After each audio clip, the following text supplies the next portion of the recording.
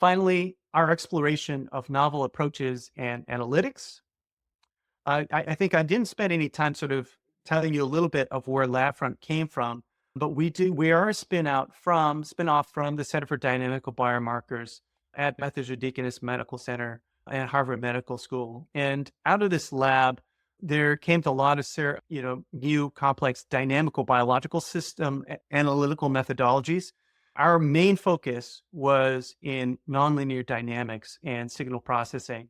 And so some of the measures that came out from our lab includes detrended fluctuation analysis, multi-scale entropy, as well as cardiopulmonary coupling, which our lead PI, Dr. Pang, who is our scientific advisor, and Robert Thomas created. And this is what that's used actually in sleep staging and many devices now as well.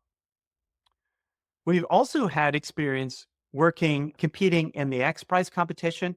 This was back in 2012 and 2017, where we tried to sort of create a device that weighed less than 5 pounds that could diagnose up to 13 conditions and do it as well as a panel of doctors. And we were a team of 350 teams, and we were the runner-up winners for that. This is a picture of us sort of getting that prize. In the process, we really have understood how to be clever with data. And for instance, for respiration, we found out that there are many ways that you could get to respiration using devices. So for instance, for EKGs, you get what's called this EKG changes as you respirate, because as you inhale, the lung impedance increases, and so the signals decrease, and you could see this change that could reveal sort of the inspiration and expiration. There's also respiratory sinus arrhythmia that could also be used, sort of the spacing between each beat. PPGs you could derive some respiratory rhythms from that by taking a look at the baseline of the PPG, and this has to do with the venous capacitance under the skin, which I could potentially talk about in the future webinars as well. And you could also use accelerometers. We found that if you have an EKG, sort of an EKG on your chest, and you have an accelerometer on that, we can actually derive respiration using the accelerometer on that as well. So it's really important to be clever about how you extract data from all the data that you get from the various devices you have. We also think that the future lies in personalization and precision science. And for instance, since we do provide this capability for activity settings, what is the best setting and can you personalize it? And we can envision that you can collect data using raw accelerometer, using Garmin, Labfront, and a reference standard EEG, which we could hopefully bring into Labfront at some point.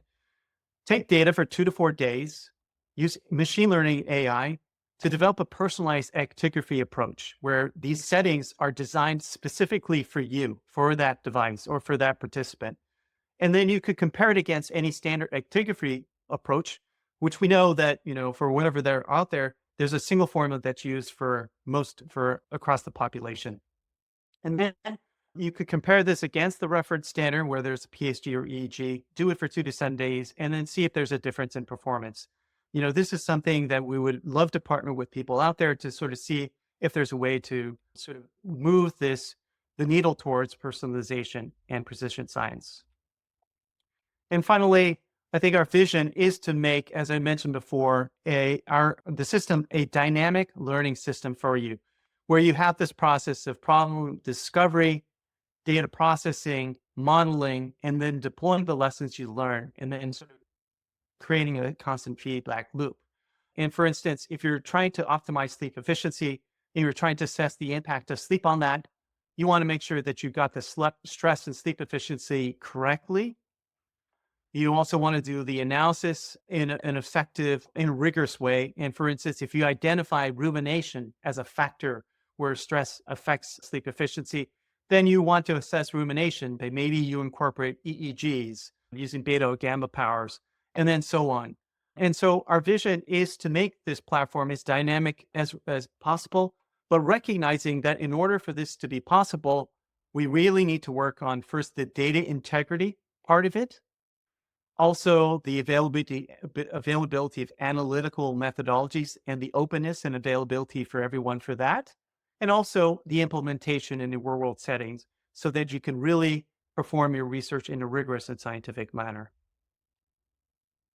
So again, this is sort of the way we see ourselves. We see ourselves not as necessarily experts of sleep or sleep research, but we do see ourselves as facilitators in your research so that we could help the patients and work with device makers and manufacturers and app developers as well as researchers to really advance sleep research.